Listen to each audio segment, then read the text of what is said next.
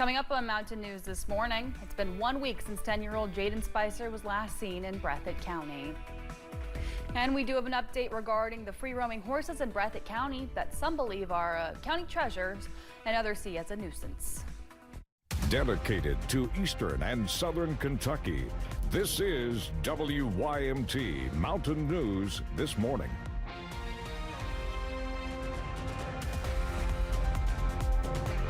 Good morning. Happy Tuesday to you, Mountain family. I'm Amelia Lee, here with you on this August 12th at 6:30 this morning, and time for a check of our weather with meteorologist Megan Dusmall.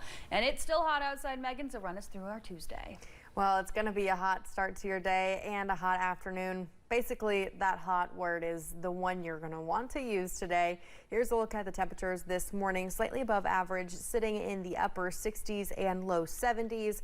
This afternoon, well, we're going to look at the upper 80s and low 90s. And it's going to feel like the low 90s to the mid 90s. So just make sure you're staying hydrated throughout the day. We are starting to see some rain popping up, especially for our southern counties, both Campbell County and Claiborne County, Tennessee, and as you're approaching Harlan County and Bell County. Now we'll continue to see those rain chances throughout the day, seeing scattered shower and storms this afternoon, and another round of rain tonight going into your Wednesday morning. Amelia. A person is dead after a bus crash yesterday afternoon. The sheriff's office says a Jared County school bus crashed on Kentucky 1295 near Hurt Lane around 1. No students were on board at the time, but driver 64-year-old Steve Moore died at the scene. Crews are investigating what caused this crash. The Boyd County Detention Center announced on Facebook Sunday that one of their deputies is now recovering after a medically induced coma. The Boyd County jailer says it was due to substance exposure while doing routine intake at the jail. He was hospitalized and suffered respiratory failure but was then resuscitated. The substance in question is still being tested at a state laboratory. One of the teens arrested in connection to a shooting incident in Floyd County appeared in court yesterday for his arraignment, during which prosecutors said he may soon see more charges as the investigation continues. WYMT's Buddy Forbes has the latest. All rise. Prosecutors say 19-year-old Weston Harris and his unnamed 17-year-old co-defendant placed many lives in danger by shooting at cars on US 23 on August 1st. So if you got people shooting at ongoing cars or cars passing by, it is an extremely dangerous situation.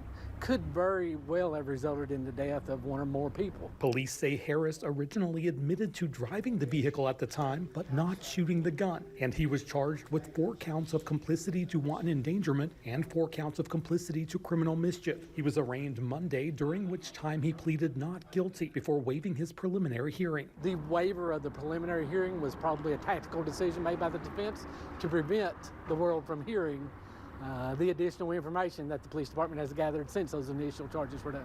County Attorney Keith Bartley says investigators believe Harris was more than the driver, saying evidence also places the gun in his hand during the incident. The police department have gathered additional information, additional evidence that leads us to understand there's at least one additional victim, and there is certainly a possibility in upgrading the charges because there is evidence that Mr. Harris engaged in some of the shootings just the same as the juvenile offender. Harris's attorney asked for a bond reduction during the arraignment, saying Harris is scheduled to begin vocational training outside of the county soon. But the Commonwealth opposed the idea, sending a response that outlined the possibility of more charges and claiming Harris was arrested in Johnson County on an unrelated case for alcohol intoxication 9 days before the shooting. I asked the court for the opportunity to respond to it. Obviously, we object to any bond reduction. Saying though no one was reportedly harmed in the shooting, the seriousness of the incident cannot be stressed enough. That's the reason why I point out there's a likelihood of additional charges or upgraded charges.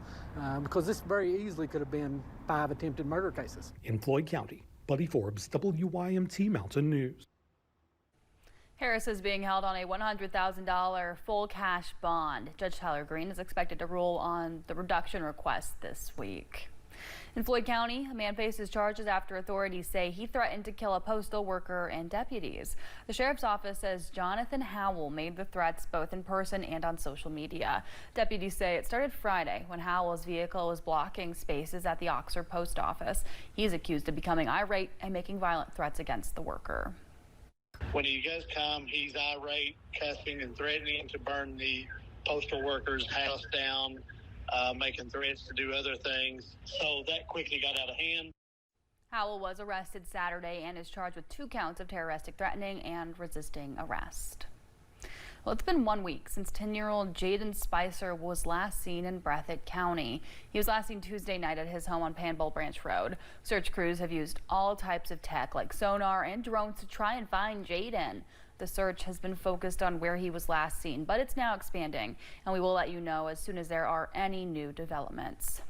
And for context, the National Center for Missing and Endangered Children says just under 30,000 kids were reported missing in the United States last year. The NCMEC says 218 children were reported missing in Kentucky last year. About 85% of those cases were resolved. That's 6 points below the national average. Anybody with information about Jaden Spicer's case should call Kentucky State Police. Well, we do have an update for you regarding the free-roaming horses in Breathitt County that some believe are a county treasure and others see as a nuisance. Back in July, the Appalachian Horse Project said the Breathitt County Fiscal Court voted to remove the wild horses that roam on an abandoned strip mine.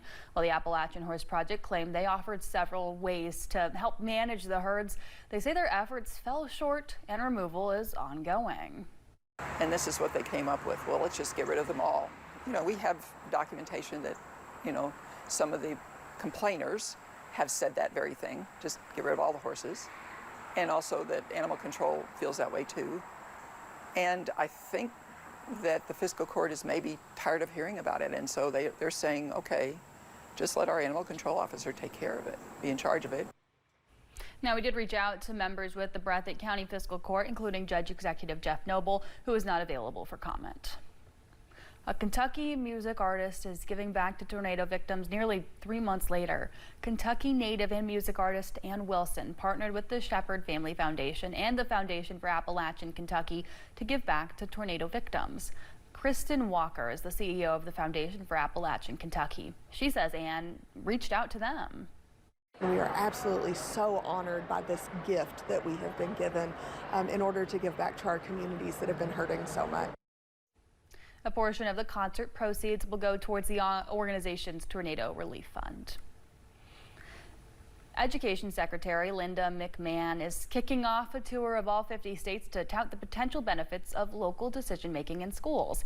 It comes as the Trump administration pushes to wind down the Department of Education in favor of state-led policy. McMahon's first stops in Louisiana, where they went from being ranked 50th in 4th grade reading in 2019 to 16th. Well, for the thousands heading back to school this week, their time in the classroom could look a little bit different this year. Legislators passed more than half a dozen new state laws on education. House Bill 208 bans the use of cell phones in the classroom. Senate Bill 73 made sextortion a felony, requiring school districts to provide families with information about sexual extortion. Senate Bill 181 requires teachers to use traceable school-approved platforms to talk to kids. All school districts are also now required to begin the day with a 1 to 2 minute moment of silence. Then, for elementary kids, Senate Bill 167 requires them to learn cursive. House Bill 240 requires kindergartners and first graders to take an early literacy screening assessment at the end of the year. To learn more about these laws, you can head to our website, WYMT.com. On Friday, Congressman Andy Barr was in Perry County as he campaigns for U.S. Senate. Barr spoke at an event for primary care centers of Eastern Kentucky and also stopped by the station for a taping of Issues and Answers. We discussed a variety of topics, including President Donald Trump's big, beautiful bill. Barr shared what he thought made that bill so beautiful. Think of all the overtime that our sheriff's offices and our paramedics put in. Think of the overtime at the factories that people put in. No tax on overtime, no tax for those hardworking third shift waitresses and waiters at our restaurants. You tip those hardworking folks, they get no tax on that. That is a promise made and a promise kept by this president. Now, Barr is hoping to get President Donald Trump's endorsement in the U.S. Senate race. He also talked about concerns about Medicaid cuts in the big, beautiful bill. And the full Issues and Answers is on our website, WYMT.com. The 2025 Shaping Our Appalachian Region or SOAR Summit is just 2 weeks away. The event will be hosted for 4 days in Corbin. That's August 26th through the 29th.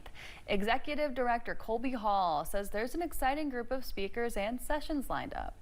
We have really influential, high-powered, hardworking, caring people that show up at this event that really are trying to figure out a way to leverage their gifts and talents and resources to help this region in any way, shape, or form. Well, tickets can be purchased for different days, or you can get a complete pass with full access. All regional driver's license appointments were canceled yesterday due to a statewide system outage. The Kentucky Transportation Cabinet says it will notify people whose appointments were canceled about when they can reschedule. A social media post also says appointment holders and walk-ins were given renewal forms, passes to return for expedited service, or codes to renew online. The post did not address the status of the system for today. Well, several leaders will come together to celebrate a significant infrastructure milestone. The event will highlight a nearly 6-mile Interstate 75 widening project between Whitley and Laurel counties. The project represents the next phase in completing Kentucky's 6-lane interstate connection. That event happening at 9:30 at Martin's Peterbilt in London.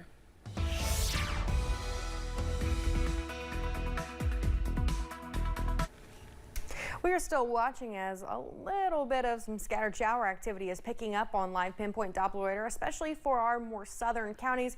You'll notice at Campbell and Claiborne County, Tennessee, as well as Bell and Harlan. We'll see that transition into chances for storms as we head into the afternoon hours. But in terms of temperatures, we are sitting nice in the 60s and 70s. Seeing 76 right now in Monticello, 73 in Somerset, and a tad cooler as you travel more towards east, 64 in Clintwood this afternoon. We're going to look at the mixture of the upper 80s with chances of hitting that low 90 mark. And as we go through the next several hours, we'll see temperatures in the upper 60s and low 70s on the way to school. And by the time you're heading back, we're looking at those warmer temperatures in the mid to upper 80s. Amelia. Well, thank you so much for joining us on Mountain News this morning at 6:42. A teenager used fashion and compassion to help hundreds of cats and dogs find loving homes. We've got the details. Travel